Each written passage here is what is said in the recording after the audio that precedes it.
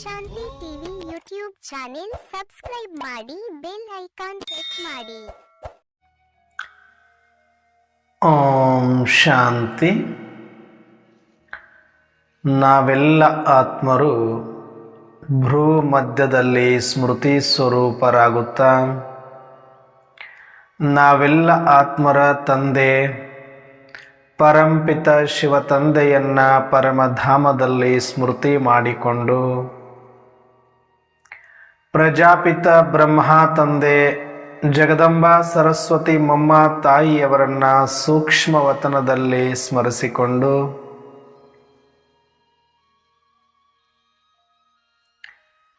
ಯಜ್ಞದ ಎಲ್ಲ ಆದಿರತ್ನರನ್ನ ನಿಮಿತ್ತ ಶಿಕ್ಷಕಿಯ ಕಂದಿರನ್ನ ಸಮಸ್ತ ಈಶ್ವರಿಯ ಪರಿವಾರವನ್ನ ಸೂಕ್ಷ್ಮವಾಗಿ ಸ್ಮರಿಸಿಕೊಂಡು ಪ್ರತಿದಿನದಂತೆ ಈ ದಿನವೂ ಸಹ ಈ ಒಂದು ಮುರಳಿ ಚಿಂತನೆಯಲ್ಲಿ ಭಾಗವಹಿಸಿರುವ ನನ್ನೆಲ್ಲ ಸಹೋದರಾತ್ಮರಿಗೆ ಆತ್ಮೀಯವಾದ ಸ್ವಾಗತ ಸುಸ್ವಾಗತ.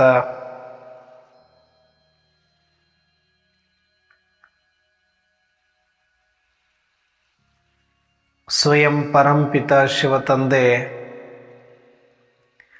ತನ್ನ ಕರ್ತವ್ಯವನ್ನು ನಿಭಾಯಿಸುವುದಕ್ಕೋಸ್ಕರ 90 ವರ್ಷಗಳಿಂದ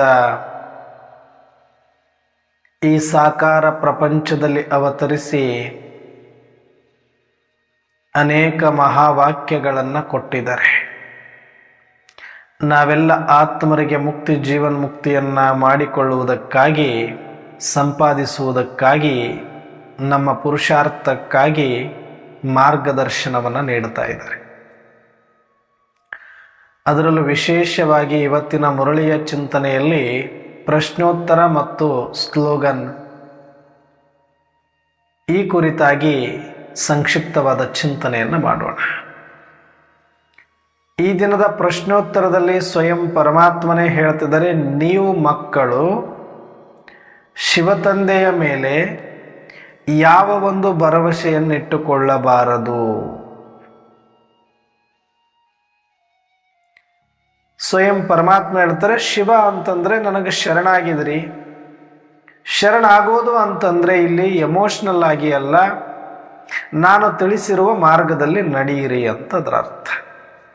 ಭಕ್ತಿ ಮಾರ್ಗದಲ್ಲಿ ಭಾವನಾತ್ಮಕವಾಗಿ ಹೃದಯವನ್ನು ಪರಮಾತ್ಮನಿಗೆ ಅರ್ಪಿಸುವುದು, ಆನಂದಿಸುವುದು ಅದು ಬೇರೆ, ಅದು ಬಾಲ್ಯ.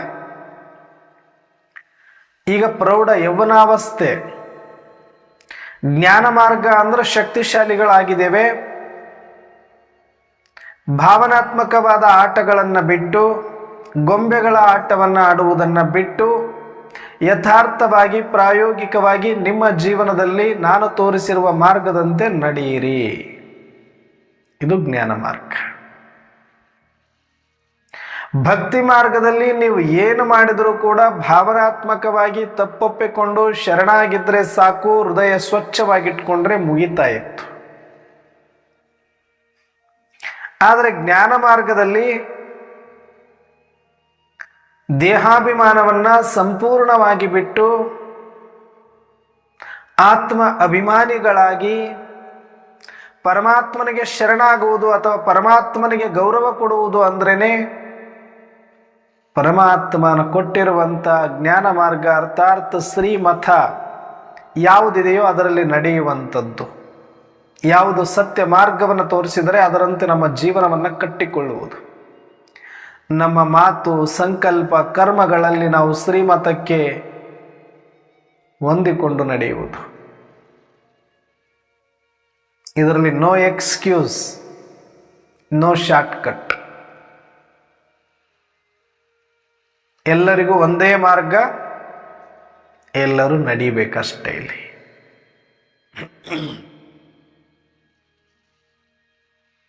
ಹಾಗಾಗಿ ನಾವೆಲ್ಲರೂ ಜ್ಞಾನಿಗಳು ಅಂತ ಹೇಳ್ಕೊಳ್ತೀವಿ ಬಹಳ ಹೆಮ್ಮೆಯಿಂದ. ಅಂದರೆ ಇಲ್ಲಿ ಭಾವನೆಗಳಲ್ಲಿ ಮುಳುಗಬಾರದು. ಹೆಚ್ಚಾಗಿ ಭಾವನೆಗಳಲ್ಲಿ ಮುಳುಗುತ್ತೀವಿ ಅಂದರೆ ಭಕ್ತಿ ಮಾರ್ಗದಲ್ಲಿ ಸಾಕಷ್ಟು ಇದ್ದಾವೆ.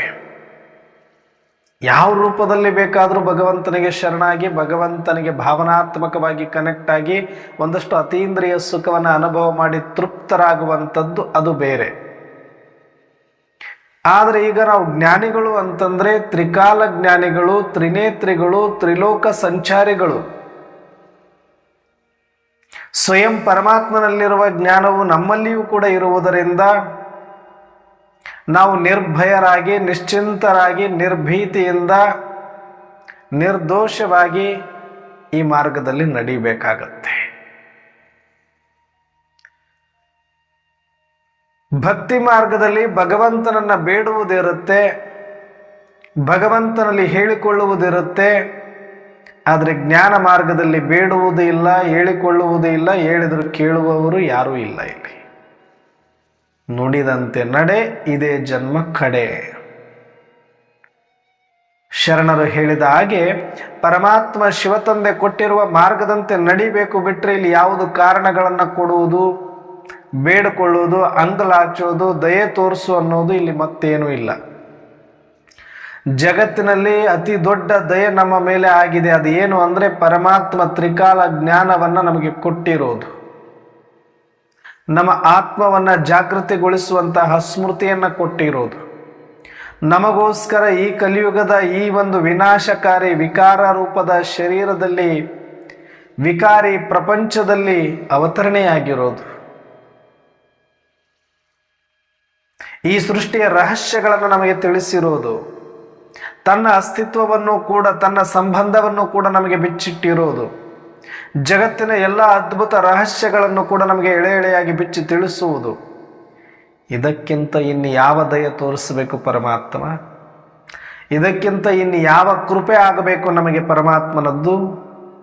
ಇದಕ್ಕಿಂತ ಪಡಿಬೇಕಾಗಿರೋದು ಜಗತ್ತಿನಲ್ಲಿ ಇನ್ನೇನಿದೆ? ನಾವು ಬರಬೇಕಾಗಿರುವ ಶಿವತಂದೆಯೇ ಬಂದಾಗಿದೆ. ಡೈರೆಕ್ಟ್ ಆಗಿ ದೃಷ್ಟಿಯನ್ನು ಕೊಟ್ಟಾಗಿದೆ, ಡೈರೆಕ್ಟ್ ಆಗಿ ಜ್ಞಾನವನ್ನು ಕೊಟ್ಟಾಗಿದೆ, ಡೈರೆಕ್ಟ್ ಆಗಿ ಪಾಲನೆಯನ್ನು ಕೊಡ್ತಾ ಇದ್ದಾರೆ. ಮತ್ತು ನಾವು ದಯೆ ತೋರಿಸಿ ಕೃಪೆ ಮಾಡಿ ಅಂತ ಕೇಳ್ತೀವಿ ಅಂದರೆ ನಮ್ಮಂಥ ದೌರ್ಭಾಗ್ಯಶಾಲಿಗಳು, ದರಿದ್ರರು ಮತ್ಯಾರು ಜಗತ್ತಿನಲ್ಲಿ ಇಲ್ಲ. ಯಾಕೆ ಅಂದರೆ ನಮಗೆ ಅವರು ಏನು ದಯೆ ತೋರಿಸಿದರೆ, ಏನು ಕೃಪೆ ಮಾಡಿದರೆ, ನಮಗೇನು ಕೊಟ್ಟಿದ್ದಾರೆ ಅನ್ನುವುದರ ಅರಿವು ಯಾರಿಗಿಲ್ವೋ ಅವರು ಮಾತ್ರ ಪ್ರತಿನಿತ್ಯ ಬಾಬಾ ಬಾಬಾ ಬಾಬಾ ಬಾಬಾ ಅಂತ ಜಪ ಮಾಡ್ತಾ, ದಯೆ ತೋರಿಸುವಂತ ಬೇಡ್ತಾ, ಇನ್ನೂ ಕಾರಣಗಳನ್ನೇ ಕೊಡ್ತಾ, ಸಮಯ ಹರಣ ಮಾಡುವುದಲ್ಲದೆ ಪರಮಾತ್ಮನ ಜ್ಞಾನಕ್ಕೂ ಅವಮಾನ ಮಾಡ್ತಾ, ಪರಮಾತ್ಮನ ಸಮಯವನ್ನು ಕೂಡ ವೇಸ್ಟ್ ಮಾಡ್ತಾ ಇರತಕ್ಕಂತಹ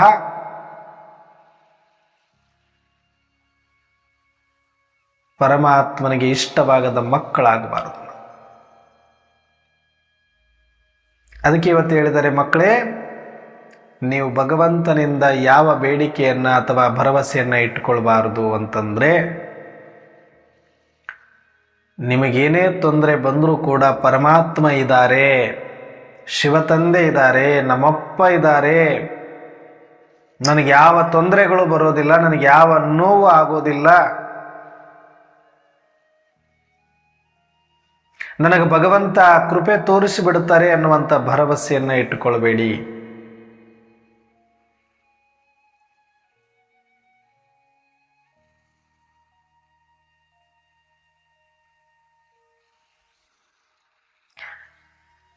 ಯಾವುದೇ ಒಂದು ಶಾರೀರಿಕ ಕಾಯಿಲೆಗಳಾಗಲಿ, ಯಾವುದೇ ಒಂದು ಸಂಬಂಧಗಳ ಪರಿಸ್ಥಿತಿ ಆಗಲಿ, ಯಾವುದೇ ವ್ಯಾವಹಾರಿಕ ಕಷ್ಟ ನಷ್ಟಗಳಾಗಲಿ, ಯಾವುದೇ ಅವಮಾನ ನಿಂದನೆ ಆಗಲಿ, ಯಾವುದೇ ಪರಿಸ್ಥಿತಿಯಲ್ಲಿಯೂ ಕೂಡ ಪರಮಾತ್ಮ ಡೈರೆಕ್ಟ್ ಆಗಿ ಯಾವುದೇ ಇನ್ವಾಲ್ವ್ಮೆಂಟ್ ಕೊಡಲಿಕ್ಕೆ ಬರೋದಿಲ್ಲ. ಆ ವಿಚಾರಗಳಲ್ಲಿ ಯಾವುದೇ ರೀತಿಯ ಕೃಪೆ ತೋರಿಸುವ ಅಧಿಕಾರ ಡ್ರಾಮಾನುಸಾರ ಪರಮಾತ್ಮನಿಗೆ ಇಲ್ಲ. ಇದನ್ನು ಅರ್ಥ ಮಾಡಿಕೊಳ್ಳೋದೇ ಜ್ಞಾನ. ಇದನ್ನು ಅರ್ಥ ಮಾಡಿಸಿದ್ದಾರೆ ಕೂಡ ಪರಮಾತ್ಮ. ಮತ್ತೆ ಪರಮಾತ್ಮನ ಮೇಲೂ ಕೂಡ ನಂಬಿಕೆ ಇಟ್ಟುಕೊಳ್ಬೇಡಿ, ಮತ್ತೆ ನಿಮ್ಮ ಪಾತ್ರದ ಬಗ್ಗೆನೂ ನಂಬಿಕೆ ಇಟ್ಟುಕೊಳ್ಬೇಡಿ. ಎಲ್ಲ ಇವಾಗ ಚೆನ್ನಾಗಿದೆ, ಮುಂದೇನೂ ಚೆನ್ನಾಗಿದ್ದು ಬಿಡುತ್ತೀವಿ. ನಾನು ಇಷ್ಟೆಲ್ಲ ಸರಿಯಾಗಿ ಶ್ರೀಮತದಂತೆ ನಡೀತಾ ಇದ್ದೀನಿ, ನನಗಿನ್ನೇನು ತೊಂದರೆ ಬರೋದಿಲ್ಲ ಅನ್ನುವಂಥ ನಿಮ್ಮ ಪಾತ್ರದ ಬಗ್ಗೆನೂ ಬಹಳವಾದಂಥ ಅತಿಯಾದಂಥ ನಂಬಿಕೆಯನ್ನು ಇಟ್ಕೊಳ್ಬೇಡಿ. ಅದನ್ನು ಘಾಸಿ ಪಡ್ಬೋದು.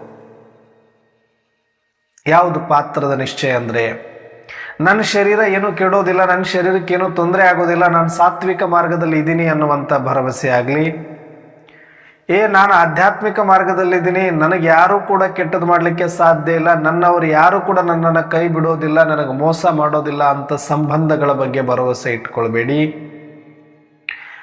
ನೀವು ನಂಬಿರುವಂಥ ಆಸ್ತಿ ಅಥವಾ ಉದ್ಯೋಗ ವ್ಯಾಪಾರ ಯಾವುದು ಕೂಡ ನಷ್ಟ ಆಗೋದಿಲ್ಲ, ಎಲ್ಲ ಕಾಲಕ್ಕೂ ನಾನು ಅಂದುಕೊಂಡಂಗೆ ನಡೆಯುತ್ತೆ ಅನ್ನುವಂಥ ಭರವಸೆಯನ್ನು ಇಟ್ಕೊಳ್ಬೇಡಿ. ನಿಮ್ಮ ಲೋ ಕ್ಲಾಸ್ ಮಾನ ಮರ್ಯಾದೆ ಹೆಸರು ಕೀರ್ತಿಗಳು ಯಾವತ್ತೂ ಹೀಗೆ ಇರುತ್ತೆ ಅನ್ನುವಂಥ ಭರವಸೆಯನ್ನು ಇಟ್ಟುಕೊಳ್ಬೇಡಿ. ಯಾವ ಕ್ಷಣದಲ್ಲಿ ಬೇಕಾದರೂ ಏನು ಬೇಕಾದರೂ ಸಂಭವಿಸಬಹುದು. ಅದಕ್ಕೆ ಹೊಣೆಗಾರ ಪರಮಾತ್ಮ ಅಲ್ಲ, ಸೃಷ್ಟಿನೂ ಅಲ್ಲ, ಅದಕ್ಕೆ ಹೊಣೆಗಾರ ನೀನೇ ಆಗಿರುವೆ. ಏಕೆ ಅಂದರೆ ಅದು ನೀನೇ ಮಾಡಿರುವ ಮುನ್ನ ಪೂರ್ವ ಜನ್ಮದ ಕರ್ಮಗಳ ಒಟ್ಟು ಫಲವೇ ಈ ಜನ್ಮದ ಪಾತ್ರ. ಅರ್ಥಾತ್ ಡ್ರಾಮಾ ಅನುಸಾರ ಅಂತಲೇ ಅನ್ಕೊಳ್ಳಿ. ಆದರೆ ಈಗಿದ್ದಂಗೆ ಮುಂದೆ ಇರುತ್ತನ್ನೋ ಭರವಸೆ ಇಲ್ಲ. ಹೆಂಗ್ ಬೇಕಾದ್ರೂ ಅದು ಪರಿವರ್ತನೆ ಟ್ವಿಸ್ಟ್ ತಗೊಳ್ಬಹುದು. ನೀವು ಯಾವ ವಿಷಯದ ಮೇಲೆ ಭರವಸೆ ಇಡ್ತೀರಿಯೋ ಆ ಭರವಸೆಯನ್ನ ಕಿತ್ತೊಗೆಯೋದಕ್ಕೇನೆ ಪರೀಕ್ಷೆಗಳು ಬರುತ್ತೆ. ಆಲ್ಮೋಸ್ಟ್ ಎಲ್ಲಿ ತನಕ ಪರೀಕ್ಷೆಗಳು ನಿಮಗೆ ಬರುತ್ತೆ ಅಂದರೆ, ನೀವು ಎಲ್ಲಿಯ ತನಕ ಭರವಸೆಯನ್ನು ಇಟ್ಕೊಳ್ತೀರಿ, ನಾನು ಬದುಕಬಲ್ಲೆ, ಬದುಕಬೇಕು, ಚೆನ್ನಾಗಿರ್ತೇನೆ ಅನ್ನುವಂಥದ್ದು ಸ್ಥೂಲ ಪಾತ್ರಕವಾಗಿ. ಆತ್ಮ ಒಳಗಡೆ ಚೆನ್ನಾಗಿದ್ದೇ ಇದೆ, ಆತ್ಮ ಸಚ್ಚಿದಾನಂದ ಸ್ವರೂಪದಲ್ಲೇ ಇದೆ, ಆತ್ಮ ಸದಾ ಅವಿನಾಶಿಯಾಗಿದೆ. ಆದರೆ ಪಾತ್ರದ ಬಗ್ಗೆ ಇಲ್ಲಿ ಮಾತಾಡ್ತಾ ಇರೋದು. ಪಾತ್ರ ಅಂದ್ರೆ ಇಲ್ಲಿ ಶರೀರ, ಸಂಬಂಧ, ಸಂಪತ್ತು, ಹೆಸರು, ಕೀರ್ತಿ ಇದೆಲ್ಲವೂ ಸೇರಿ ಪಾತ್ರ ಏನಿದೆ, ಇದ್ರ ಮೇಲೇನೂ ಅತಿಯಾದ ಭರವಸೆ ಇಡಬೇಡಿ. ಅಥವಾ ಹಂಗೊಂದು ವೇಳೆ ಇದಕ್ಕೇನಾದರೂ ಬಂದಾಗ ನನ್ನನ್ನು ಪಾರು ಮಾಡಲಿಕ್ಕೆ ಸ್ವಯಂ ಪರಮಾತ್ಮ ಶಿವನೇ ನನ್ನ ಜೊತೆಗಿದ್ದಾರೆ ಅನ್ನುವಂಥ ಭ್ರಮೆಯಲ್ಲೂ ಇರಬೇಡಿ. ಸುಮ್ಮನೆ ಆರಂಭದ ಹಂತದಲ್ಲಿ ಬಾಬಾ ಇದ್ದಾರೆ, ಬಾಬಾ ಸಾತ್ ಹೈ, ಮೈ ಹೂನಾ ಬಚ್ಚೆ, ಮೈ ಬೈಟಾ ಹೂ, ಮೈ ಬೈಟಾ ಹೂ, ಅದೆಲ್ಲ ಸಣ್ಣ ಮಕ್ಕಳಿಗೆ ಹೇಳುವಂಥದ್ದು ಅಂಕಲಿಪಿ ಪಾಠ. ಅದು ಭರವಸೆ ಮಾತುಗಳನ್ನು ಹೇಳಬೇಕಾಗಿದೆ. ಜಗತ್ತಿನಲ್ಲಿ ಯಾರಿಗೂ ಭರವಸೆ ಇಲ್ಲದಂಗೆ ಆಗೋಗಿದ್ದೇವೆ. ಯಾರನ್ನು ನಂಬದ ಪರಿಸ್ಥಿತಿ ಬಂದಿದೆ. ತನ್ನನ್ನು ತಾನು ನಂಬುವುದಿಲ್ಲ, ಇತರರನ್ನು ನಂಬುವುದಿಲ್ಲ, ಪರಮಾತ್ಮನನ್ನು ಕೂಡ ನಂಬದೇ ಇರುವಷ್ಟರ ಮಟ್ಟಿಗೆ ಮನುಷ್ಯ ಇವತ್ತು ಘಾಸಿಗೊಳಗಾಗಿದ್ದಾರೆ, ಜೀವನದಲ್ಲಿ ಜಿಗುಪ್ಸೆಗೊಂಡಿದ್ದಾರೆ. ಯಾವ ಭರವಸೆ ಮೇಲೆ ಬದುಕಬೇಕು ಅನ್ನುವಂಥ ಕಳವಳದಲ್ಲಿರುವುದರಿಂದ, ಒಬ್ಬರು ಭರವಸೆ ಕೊಡಬೇಕಾಗಿರೋದ್ರಿಂದ ಪರಮಾತ್ಮ ಆರಂಭದ ಹಂತದಲ್ಲಿರೋರಿಗೆ ಮೈ ಹೂನಾ ಬಚ್ಚೆ, ಮೈ ಬೈಟಾ ಹೂ ಬಚ್ಚೆ, ಸಬ್ ಕುಚ್ ಮೇರೆ ಕೋ ಅರ್ಪಣ ಕರೋ ಹೇಳ್ತಾರೆ ಬಾಬಾ. ಹಗರ ಮಾಡಲಿಕ್ಕೆ ಭಾರ ಇಟ್ಕೊಳ್ಬೇಡಿ, ತಲೆಯಲ್ಲಿ ಒತ್ಕೊಳ್ಬೇಡಿ ಅನ್ನೋದಕ್ಕೆ ಆ ಭಾರ ಇಳಿಸೋದಕ್ಕೆ ಹೇಳಿದ ಮಾತುಗಳೇ ಹೊರತಾಗಿ ಹಾಗಂದ ಮಾತ್ರಕ್ಕೆ ಮುಂದೆ ನಮ್ಮ ಶರೀರಕ್ಕೆ, ಸಂಬಂಧಕ್ಕೆ, ಸಂಪತ್ತಿಗೆ ಏನೂ ಆಗೋದಿಲ್ಲ ಅನ್ನುವಂಥ, ಅದನ್ನೆಲ್ಲ ನೋಡ್ಕೊಳ್ಳೋದಕ್ಕೆ ಮೇಲೆ ಪರಮಾತ್ಮ ಎಲ್ಲ ಕೆಲಸ ಬಿಟ್ಟು ನನ್ನನ್ನು ವಾಚ್ಮನ್ ಡ್ಯೂಟಿ ಥರ, ಸೆಕ್ಯೂರಿಟಿ ಡ್ಯೂಟಿ ಥರ ಸೆಕ್ಯೂರಿಟಿ ಮಾಡಲಿಕ್ಕೇ ಕೂತಿದ್ದಾರೆ ಅನ್ನೋ ಥರದಲ್ಲಿ ಈಸಿಯಾಗಿ ಗ್ರ್ಯಾಂಟೆಡ್ ಆಗಿ ತಗೊಳ್ಬೇಡಿ. ನಾನು ಹೇಳಿರೋದು, ನಿಮ್ಮ ತಲೆಯಲ್ಲಿ ಯಾವ ಭರವಸೆಯನ್ನು ಕಳ್ಕೊಂಡು ಅಲ್ದಾಡ್ತಾ ಇದ್ದೀರೋ ಅದನ್ನು, ಭಾರವನ್ನು ಇಳಿಸಿ ನಿಮಗೊಂದಷ್ಟು ಭರವಸೆ ತುಂಬಿಸುವುದಕ್ಕಾಗಿ ಆಡಿದ ಮಾತುಗಳೇ ಹೊರತಾಗಿ ನಾನು ಕೂಡ ಅದರಲ್ಲಿ ಇಂಟರ್ಫಿಯರ್ ಆಗಲಿಕ್ಕೆ ಬರೋದಿಲ್ಲ. ಯಾಕಂದರೆ ಅದು ನಿಮ್ಮ ಲೆಕ್ಕ ಆಚಾರ, ನಿಮ್ಮ ಕರ್ಮಗಳ ಒಟ್ಟು ಫಲ ಅದು. ಅರ್ಥಾತ್ ಡ್ರಾಮಾನುಸಾರ ಸಿಕ್ಕಿರುವ ಪಾತ್ರ ಅದು. ಅದರಲ್ಲಿ ನಾನು ಮೂಗು ತೋರಿಸ್ಲಿಕ್ಕೆ ನನಗೆ ಅಧಿಕಾರ ಇಲ್ಲ.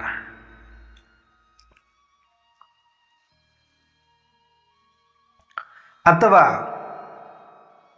ನಿಮ್ಮ ಪಾತ್ರದಲ್ಲಿ ಹೀಗೆ ಇರಬೇಕು ಅನ್ನುವಂಥ ನಂಬಿಕೆಯನ್ನು ಕೂಡ ಇಟ್ಕೊಳ್ಬೇಡಿ. ಹೀಗೆ ಇರುತ್ತೆ ಅನ್ನುವಂಥ ಭ್ರಮೆಯಲ್ಲೂ ಬರಬೇಡಿ.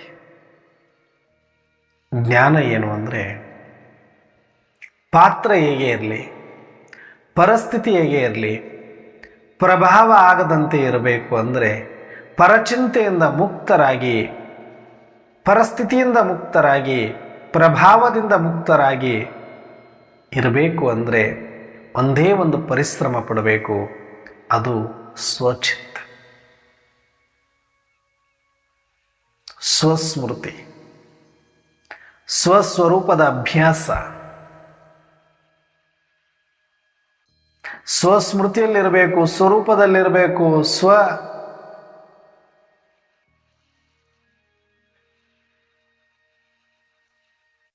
ಅದರಲ್ಲೇ ನಾವಿರಬೇಕು.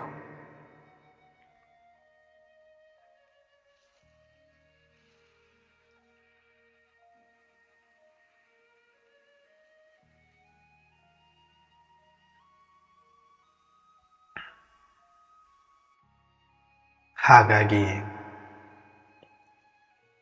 ಇವತ್ತು ಸ್ಲೋಗನಲ್ಲೂ ಇದನ್ನೇ ಹೇಳ್ತಾರೆ,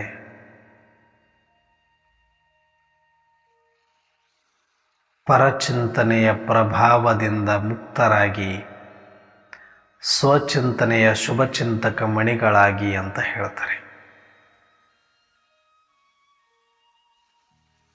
ಎಲ್ಲಿ ನೋಡಿದರೂ ಪರಚಿಂತನೆ,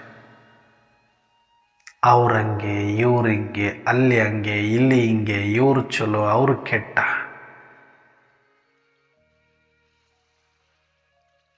ಇದು ಫುಲ್ ಸ್ಟಾಪ್. ವ್ಯರ್ಥ, ಇದು ಬರೀ ವ್ಯರ್ಥ ಅಲ್ಲ, ಇದು ವಿಕಲ್ಪ, ಇದು ವಿಕರ್ಮ. ಇದು ಈ ಪರಚಿಂತನೆಯ ಪಿಡಂಭೂತ ಎಲ್ಲಿಯವರೆಗೆ ನಮ್ಮಿಂದ ದೂರ ಆಗೋದಿಲ್ವೋ ಅಲ್ಲಿಯ ತನಕ ನಾವು ಸ್ವಚಿಂತಕರಾಗಲಿಕ್ಕೆ ಸಾಧ್ಯ ಇಲ್ಲ. ಎಲ್ಲಿಯ ತನಕ ಸ್ವಚಿಂತನೆಯಲ್ಲಿ ಆಳವಾಗಿ ಹೋಗೋದಿಲ್ವೋ, ಅದರಲ್ಲಿ ಇಳಿಯೋದಿಲ್ವೋ ಅಲ್ಲಿಯ ತನಕ ಈ ಪರಚಿಂತನೆಯಿಂದ ಮುಕ್ತಿಯೂ ಇಲ್ಲ. ಹಾಗಾಗಿ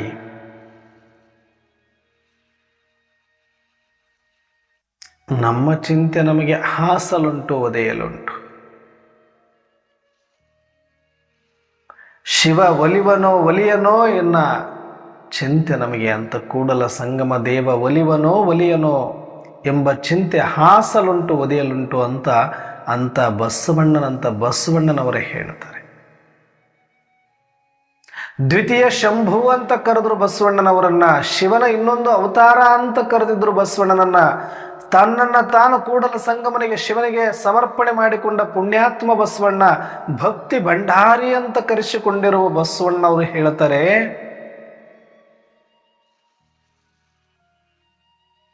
ಎಮ್ಮ ಚಿಂತೆ ಎಮಗೆ ಸಾಲದೆ, ಕೂಡಲ ಸಂಗಮ ದೇವ ಒಲಿಯನೋ ಒಲಿವನೋ ಎಂಬ ಚಿಂತೆ ಹಾಸಲುಂಟು, ಒದೆಯಲುಂಟು. ನೆರೆಮನೆಯ ದುಃಖಕ್ಕೆ ಅಳುವವರ ಮೆಚ್ಚ ಕೂಡಲ ಸಂಗಮ ದೇವ ಅಂತ ಹೇಳ್ತಾರೋ. ಬರೀ ಇನ್ನೊಬ್ಬರ ಮನೆದು ಮಾತಾಡಿ ಇನ್ನೊಬ್ಬರದೇ ಅಯ್ಯೋ ಪಾಪ ಅನ್ಕೊಂಡು ಏನೋ ಇವರು ದೊಡ್ಡ ದಯಾಮೂರ್ತಿಗಳು, ಕರುಣಾಮೂರ್ತಿಗಳು, ಕ್ಷಮಾಸಾಗರರು ಅನ್ಕೊಂಡಾಗ್ಬಿಟ್ಟಾರ ತಮ್ಮನ್ನ ತಾವು. ಬರೀ ಇನ್ನೊಬ್ಬರ ಸಮಸ್ಯೆಗಳನ್ನ, ಇನ್ನೊಬ್ಬರ ಕರ್ತಗಳನ್ನ, ಇನ್ನೊಬ್ಬರ ಬಗ್ಗೆ ಅಯ್ಯೋ ಪಾಪ ಅಂತಾನೆ ಮಾತಾಡೋ ರೀತಿಯಲ್ಲಿ ಮಾತಾಡ್ತಾರೆ. ತಮ್ಮ ಮೇಲೇನೇ ತಮಗೆ ದಯ ತೋರಿಸ್ಕೊಳ್ಳೋದು ಗೊತ್ತಿಲ್ಲ, ತಮ್ಮ ಮೇಲೇನೇ ತಾವು ಕೃಪೆ ಮಾಡಿಕೊಳ್ಳೋದು ಗೊತ್ತಿಲ್ಲ. ಬರೀ ಪರಚಿಂತನೆಯಲ್ಲಿ, ಬರೀ ಬೇರೆಯವ್ರ ಯೋಚನೆ, ಬರೀ ಬೇರೆಯವ್ರನ್ನ ಉದ್ಧಾರ ಮಾಡೋದೇ ಆಗೋಯ್ತು ಜೀವನ ಪರ್ಯಂತ. ನಾನು ಇವ್ರನ್ನ ಉದ್ಧಾರ ಮಾಡ್ತೀನಿ, ಅವ್ರನ್ನ ಉದ್ಧಾರ ಮಾಡ್ತೀನಿ ಅನ್ನೋರೇ ಅಲ್ಲ, ಆದರೆ ತನ್ನ ಉದ್ಧಾರ ಎಷ್ಟಾಯಿತು? ಪರಚಿಂತನೆ ಬೇಡ ಅಂತಾರೆ ಪರಮಾತ್ಮ. ಪರಚಿಂತನೆ ಎಲ್ಲಿ ತನಕ ಮಾಡ್ತಾ ಇರ್ತೀಯೋ ಅಲ್ಲಿಯ ತನಕ ಪ್ರಭಾವಕ್ಕೆ ಒಳಪಡ್ತೀಯ. ಮೊದಲನೇದು ಪರಚಿಂತನೆ ಅಂದರೆ ಬೇರೆಯವರದ್ದು, ಪರರದ್ದು. ಬರ್ತಾ ಬರ್ತಾ ಒಳಗಡೆ ಬಂದು ಜ್ಞಾನದ ಆಳಕ್ಕೆ ಇಳಿದ ಮೇಲೆ ಗೊತ್ತಾಗುತ್ತೆ ಪರ ಅಂತಂದ್ರೆ ಬೇರೆಯವ್ರದ್ದು ಮಾತಾಡೋದು ನಿಲ್ಲಿಸಿಬಿಟ್ಟಿನಿ ಅಂತಂದು ಮಾತ್ರಕ್ಕೆ ಮುಗೀತು ಅಂತಲ್ಲ. ಪರಕಾಯ, ಪರದೇಶದಲ್ಲಿದ್ದೀವಿ ನಾವು, ಪರಕಾಯದಲ್ಲಿದ್ದೀವಿ ನಾವು. ಈ ಪರಕಾಯದ ಬಗ್ಗೆ ಮಾತಾಡಿದ್ರು ಅದು ಪರಚಿಂತೆ. ಶರೀರದ ಬಗ್ಗೆ ಅತಿಯಾಗಿ ನಾವು ನಂಬಿಕೆ ಇಟ್ಕೊಳ್ಳೋದು, ಶರೀರವನ್ನು ಅತಿಯಾಗಿ ಪಾಲಿಸುವುದು, ಶರೀರವನ್ನು ಅತಿಯಾಗಿ ಮುದ್ದಿಸುವುದು ಮಾಡಿದರೂ ಕೂಡ ಅದು ಪರಚಿಂತನೆ. ಶರೀರದ ಸಂಬಂಧಗಳ ಕುರಿತಾಗಿ ಚಿಂತನೆ ಮಾಡಿದರೂ ಕೂಡ ಅದು ಪರಚಿಂತನೆ. ಶಾರೀರಿಕ ಸಂಪತ್ತು, ಭೌತಿಕ ಸಂಪತ್ತು, ಹೆಸರು ಕೀರ್ತಿಯ ಮೇಲೆ ಚಿಂತನೆ ಇದ್ರು, ಚಿಂತೆ ಇದ್ರು ಅದು ಪರಚಿಂತೆ. ಇದು ಎಲ್ಲಿಯ ತನಕ ಮಾಡ್ತೀರಿ ಅಲ್ಲಿಯ ತನಕ ನಿಮಗೆ ಪ್ರಭಾವ ತಪ್ಪಿದ್ದಲ್ಲ. ಅರ್ಥಾರ್ಥ ಅದರಿಂದ ಬರುವ ದುಃಖ, ನೋವು, ಭಯ ಇವು ಯಾವತ್ತೂ ಕೂಡ ಈ ಪ್ರಭಾವಗಳಿಂದ ನೀವು ಮುಕ್ತರಾಗಲಿಕ್ಕೆ ಸಾಧ್ಯ ಆಗೋದಿಲ್ಲ. ಯಾವಾಗ ಸಾಧ್ಯ ಅಂದರೆ ಈ ಶರೀರದ ಅಭಿಮಾನವನ್ನು ಬಿಟ್ಟು ನಾನೊಂದು ಚೈತನ್ಯ ಜ್ಯೋತಿ ಅವಿನಾಶಿ ಆತ್ಮ ಅಂತ ತಿಳಿದು ಆತ್ಮದ ಸ್ವಸ್ಮೃತಿ ಅಭ್ಯಾಸದಲ್ಲೇ ಇದ್ದು ಸ್ವಸ್ವರೂಪವನ್ನೇ ಅಭ್ಯಾಸ ಮಾಡ್ತಾ ಸ್ವಸ್ವರೂಪ ಸ್ವಸ್ಮೃತಿ ಸ್ವಮಾನಗಳ ಸ್ವಚಿಂತನೆಯ ಅಭ್ಯಾಸ ಎಲ್ಲಿಯ ತನಕ ನೀವು ಮಾಡೋದಿಲ್ವೋ ಅಲ್ಲಿಯ ತನಕ ಈ ಪ್ರಭಾವಗಳಿಂದ ಮುಕ್ತರಾಗಲಿಕ್ಕೆ ಸಾಧ್ಯ ಇಲ್ಲ. ಸ್ವಚಿಂತನೆ ಮಾಡುವಂಥವರೇ ಶುಭಚಿಂತಕರಾಗ್ತಾರೆ ಅಂತ ಶುಭಚಿಂತಕ ಮಣಿಗಳಾಗಿ ಅಂತ ಇವತ್ತು ಸ್ಲೋಗನಲ್ಲಿ ಹೇಳಿದ್ದಾರೆ.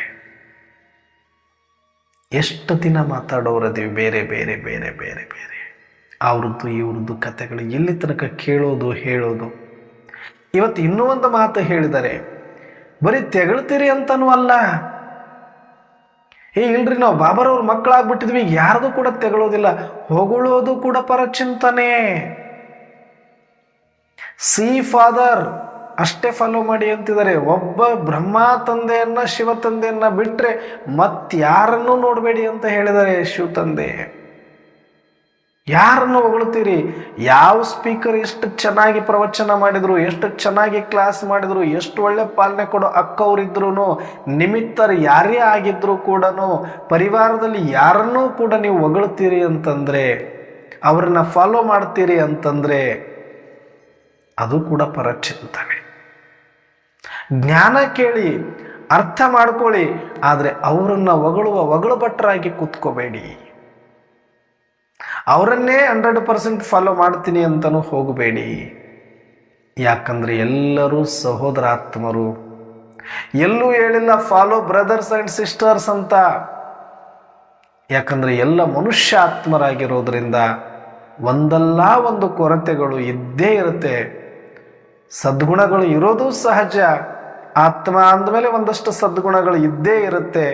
ಹಾಗಂತ ಅವರು ವಿಶೇಷತೆಯನ್ನ ಹೊಗಳ್ಕೊಂಡು ಕೂತ್ಕೊಂಡು ಹೊಗಳು ಭಟ್ರಾಗಬೇಡಿ, ಅವರಿಗೆ ಜೋತು ಬೀಳಬೇಡಿ. ಅಥವಾ ಕೊರತೆಗಳು ಇದ್ದೇ ಇರುತ್ತೆ, ಹಾಗಂತ ಆ ಕೊರತೆಯನ್ನೇ ಹೈಲೈಟ್ ಮಾಡಿಕೊಂಡು ಅವ್ರನ್ನ ಪರಚಿಂತನೆ ಮಾಡ್ಕೊತ ಕೂತ್ಕೊಳ್ಬೇಡಿ. ವ್ಯರ್ಥದಲ್ಲಿ ಪರನಿಂದನೆ ಮಾಡ್ತಾ ಕೂಡಬೇಡಿ. ಯಾಕಂದ್ರೆ ನೀವು ನೋಡಬೇಕಾಗಿರೋದು ಒಬ್ಬ ಬ್ರಹ್ಮ ತಂದೆ ಶಿವ ತಂದೆಯನ್ನ ಬಿಟ್ಟರೆ ಮತ್ತಾರನ್ನು ನೋಡಬೇಡಿ ಅಂತ ಸ್ವಯಂ ಶಿವನ ಆಜ್ಞೆ ಇದೆ. ಯಾರು ಈ ಮಾತನ್ನು ಸೀರಿಯಸ್ ಆಗಿ ತಗೊಳ್ತಾರೆ ಅವರು ಯಥಾರ್ಥವಾದ ಪರಿಶ್ರಮವನ್ನು ಪಡ್ತಾರೆ. ಆತ್ಮಿಕ ಸ್ಮೃತಿ, ಆತ್ಮಿಕ ಸ್ವಭಾವ, ಆತ್ಮಿಕ ಸ್ವಮಾನ, ಆತ್ಮಿಕ ಸ್ವರೂಪದಲ್ಲೇ ಇರುವಂಥ ಅಭ್ಯಾಸವನ್ನು ಮಾಡ್ತಾರೆ. ಒಂದು ವೇಳೆ ಪರಿಶ್ರಮ ಬೇಡ ನಮಗೆ, ಎಲ್ಲವೂ ಪರಮಾತ್ಮನೇ ಮಾಡಿಬಿಡ್ತಾರೆ, ನಾವು ಬಾಬಾರವ್ರಿಗೆ ಎಲ್ಲನೂ ಕೊಟ್ಬಿಟ್ಟಿದ್ದೀವಿ, ತನು ಮನ ಧನ ಸಮಯ ಸಂಕಲ್ಪ ಶ್ವಾಸ ಅಂತ ಎಲ್ಲ ಕರ್ಮ ಸೇವೆ ಇಡೀ 24 ಗಂಟೆ ಭಗವಂತನ ಸೇವೆಯಲ್ಲೇ ಮುಳುಗ್ಬಿಟ್ಟಿದ್ದೀವಿ. ಹೊರಗಡೆ ಕರ್ಮದಲ್ಲಿ ಮುಳುಗೋದು ಸುಲಭ, ಒಳಗಡೆ ಧರ್ಮದಲ್ಲಿ ಇರೋದು ಕಷ್ಟ ಇದೆ. ಸ್ವಧರ್ಮದಲ್ಲಿ ಅಲ್ಲಿ ಪರಧರ್ಮ ಇಟ್ಟುಕೊಂಡು ನಾನು ಹೊರಗಡೆ ಎಷ್ಟೇ ಕರ್ಮ ಮಾಡಿದ್ರು ಹೆಲ್ಪ್ಲೆಸ್ ಬಾಬಾ. ಸ್ವಸ್ಮೃತಿ ಇಲ್ಲದೆ ಬೇರೆ ಎಷ್ಟೇ ಸೇವೆ ನೀವು ಮಾಡಿದ್ರು ಕೂಡ ಹೆಲ್ಪ್ಲೆಸ್ ಬಾಬಾ.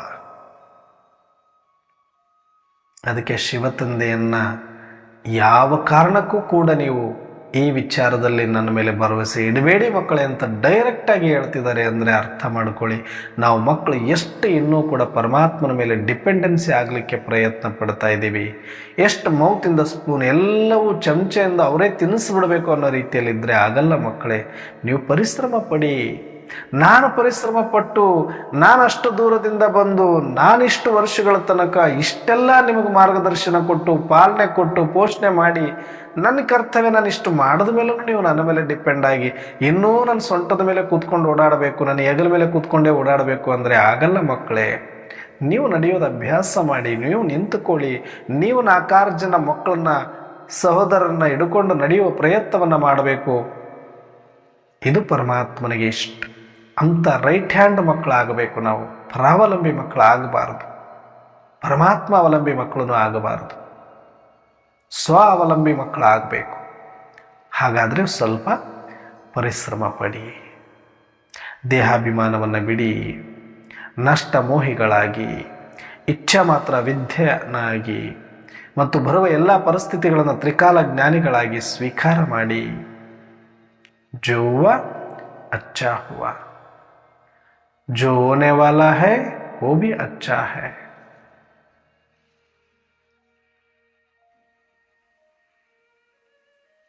ಏನಿದೆಯೋ ಅದೆಲ್ಲವೂ ಒಳ್ಳೆಯದೇ ಅಂತ ತಗೊಳ್ಳಿ. ಪಾತ್ರ ತಾನೇ ಮಾಡೋಣ ಬಿಡಿ, ಅಭಿನಯ ತಾನೇ ಆಗಲಿ ಬಿಡಿ, ಆ್ಯಕ್ಟಿಂಗ್ ತಾನೇ ಮಾಡೋಣ ಬಿಡಿ. I am best actor in the world, ನನ್ನ ಆತ್ಮ ಅಷ್ಟು ತಿಳ್ಕೊಳ್ಳಿ. ಯಾವುದು ಕೊಟ್ಟರು ನಾನು ಮಾಡ್ತೀನಪ್ಪ. ರೋಗಿಷ್ಠ ಪಾತ್ರ ಕೊಟ್ಟರು ಮಾಡ್ತಾರಲ್ವ ದೊಡ್ಡ ದೊಡ್ಡ ಹೀರೋಗಳು. ಕುಷ್ಠರೋಗದ ಪಾತ್ರಗಳನ್ನು ಮಾಡಿದರೆ ಎಷ್ಟು ವಿಪರೀತ, ಆ ಕುಷ್ಠರೋಗಿಗಳನ್ನು ನಾಚಿಸುವಂಥ ರೀತಿಯಲ್ಲಿ ಅಭಿನಯ ಮಾಡ್ತಾರೆ. ಹಾಗಂತ ಮರ್ಯಾದೆ ಹೋಯ್ತಾ ಅಂದರೆ ಇಲ್ಲ, ಇನ್ನೂ ಅವಾರ್ಡ್ಗಳು ಬಂತು ಅವರಿಗೆ. ಹೇಗೋ ಹಾಗೆ ಎಂತೆಂಥ ಪಾತ್ರ ಬರುತ್ತೋ ಬರಲಿ, I am ready to act ಅಂತ ಇದ್ದುಬಿಟ್ರೆ, ಖುಷಿಯಿಂದ ಮಾಡೋದು ಕಲ್ತು ಇದು ನಾಟಕ ಅಂತ ಗೊತ್ತಾಗ್ಬಿಟ್ರೆ, ನಾವು ಭಗವಂತನ ಮೇಲೆ ಭರವಸೆ ಇಟ್ಕೊಂಡು ಮುಖ ಮಾಡಿಕೊಂಡು ಕೂತ್ಕೊಳ್ಳೋದಾಗಲಿ ಅಥವಾ ಬೇಡೋದಾಗಲಿ ಭಿಕ್ಷುಕರ ಥರ ಮಾಡೋದಿಲ್ಲ. ನಾನು I am ready, I am a best big actor in the world drama ಅಂತ ತಿಳ್ಕೊಳ್ಬೇಕು. ಐ ಆಮ್ ಹೀರೋ ಪಾರ್ಟ್ದಾರಿ ಅಂತ ತಿಳ್ಕೊಳ್ಬೇಕು. I am ready to act ಅಂತ ತಿಳ್ಕೊಳ್ಬೇಕು. ಫೇಸ್ ಅಂದರೂ ತಪ್ಪಾಗುತ್ತೆ. I am ready to act. Only act ಮಾತ್ರ ಮಾಡ್ತಾ ಇರೋದಿಲ್ಲ, ಏನೂ ಆಗೋದಿಲ್ಲ. ನಾನು ಆತ್ಮನಿಗೇನಾಗೋದಿದೆ, ಶರೀರಕ್ಕಾಗತ್ತೆ, ಅದು ನಂದಲ್ಲ, ನಾನಲ್ಲ ಅದು. ಈ ಶರೀರ ಹೋದರೆ ಇನ್ನೊಂದು, ಸಂಬಂಧಗಳು ಹೋದರೆ ಇನ್ನೊಂದು ರೂಪದಲ್ಲಿ, ಸಂಪತ್ತು ಹೋದರೆ ಮತ್ತೊಂದು ರೂಪದಲ್ಲಿ, ಹೆಸರು ಕೀರ್ತಿ ಹೋದರೆ ಮತ್ತೊಂದು ರೂಪದಲ್ಲಿ. ಅದು ನನಗಲ್ಲ, ಅದು ನಂದಲ್ಲ, ಅದು ನಾನಲ್ಲ. ಅದು ನಾನು, ನಂದು ಅನ್ನೋದು ಆತ್ಮ ಮಾತ್ರ, ಆತ್ಮದ ಗುಣಗಳು ಮಾತ್ರ, ಆತ್ಮದ ತಂದೆ ಪರಮಾತ್ಮ ಮಾತ್ರ.